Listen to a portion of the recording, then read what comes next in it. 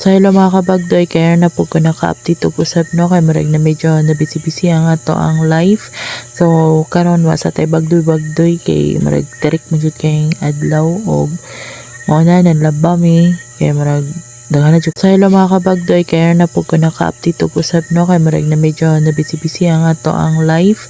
So karon wa sa tay bagdoy kay murag direct mo jud kay adlaw og mao na nanlaba mi kay murag daghan na jud kay bulingon mintas init pa kayo. O for today's video mga kabagdoy kay na ako loyong, actually dili ako nagloyong ani akong partner nga kay suming makainta dring dapitang pag-aasawa. So ato ginaangkonon nga kita nagloyong ano o kani siya mo ni siya kung gitulotod kay talong ni siya og okra. Wala jud may lain gihuna-huna gidayon kana jud dali kayo mapupo dayon ba nga lami gani kana bang dali ra gani kayo masudan kanang dali ra nimo makuha tugkaran kalapaan nimo ng okra di ba kay talong naparisan na yung ginamos o kalamansi aw paits na nya kagahi man kay na mga balili ng sagbot no murag kagahi sa nawong sa imong kahoy.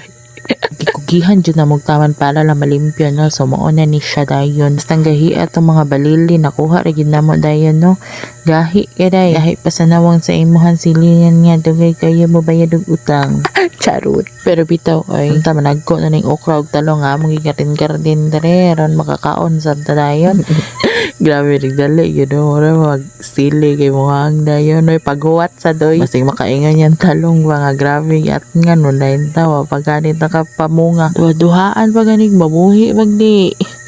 Pero bitaw hastang maala na gid guys mga palitonon ron oy labi na mga gulay mao na nga pwede man lang gid magtanom og mga lagot mo na magtanom oy kana pay paliton unya kani diri nga part kay mura jud mig mga tag-iya og mga kamaisan ay kay subasugba mi og kanang maisa na gun hapon naman wala na may init so diri mi tambay sa gawas diri sa among gihimo naman na garden or mini garden kaning mais di na mo ni tinanom ha tinanom ni silingan kanila sa loyo o hinatag na po ni silingan nga shout out sa mga silingan dagan salamat kay sa paghatag ani.